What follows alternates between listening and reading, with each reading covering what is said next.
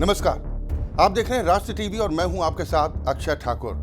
गोवा विधानसभा का बजट सत्र इस बार तय समय से पहले ही समाप्त करना पड़ा।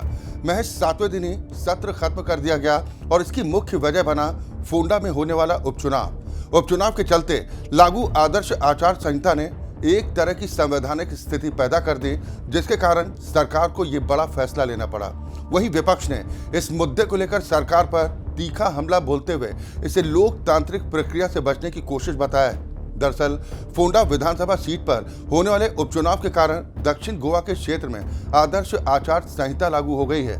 चुनाव आयोग के नियमों के मुताबिक आचार संहिता लागू होने के बाद सरकार कोई नई योजना घोषित नहीं कर सकती, बड़े वित्तीय फैसले नहीं ले सकती और न ही ऐसे ऐलान कर सकती है जो सीधे तौर पर मतदाताओं को प्रभावित करते हों। ऐसे में अगर बजट सत्र के दौरान फोंडा से जुड़ी नई योजनाओं या वित्तीय प्रस्तावों की घोषणा होती है तो ये आचार संहिता का उल्लंघन माना जा सकता था।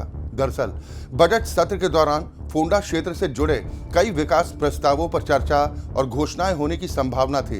इनमें फोंडा नगर पालिका क्षेत्र में घरों को सीवर कनेक्शन देने की योजना, कोटी इलाके में लगभग 8 MLD क्षमता वाले सीवेज ट्रीटमेंट प्लांट का निर्माण और उंदिर बंडोरा क्षेत्र में बड़े सीवेज ट्रीटमेंट प्रोजेक्ट जैसे प्रस्ताव शामिल थे, जिन पर करोड़ों रुपए खर्च होने की योजना है। इसके अलावा फोंडा क्षेत्र में छत्रपति शिवाजी महाराज डिजिटल म्यूजियम और जनजातीय समुदाय के स्वतंत्रता सेनानियों पर आधारित ट्राइबल म्यूजियम जैसे सांस्कृतिक और पर्यटन से जुड़े प्रोजेक्ट भी बजट घोषणाओं में शामिल बताए जा रहे थे।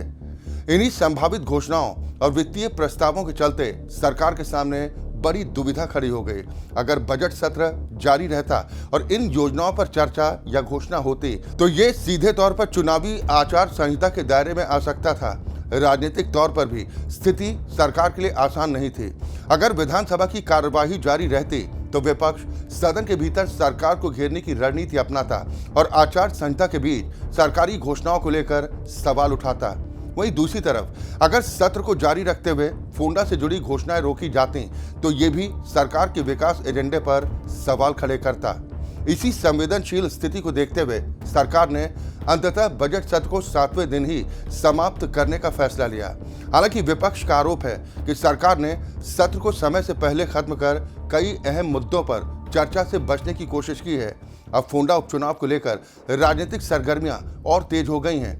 विपक्ष इस फैसले को मुद्दा बनाकर जनता के बीच जाने की तैयारी कर रहा है, जबकि सरकार इसे चुनाव आयोग के नियमों और संवैधानिक दायित्वों के तहत लिया गया जरूरी कदम बता रही है।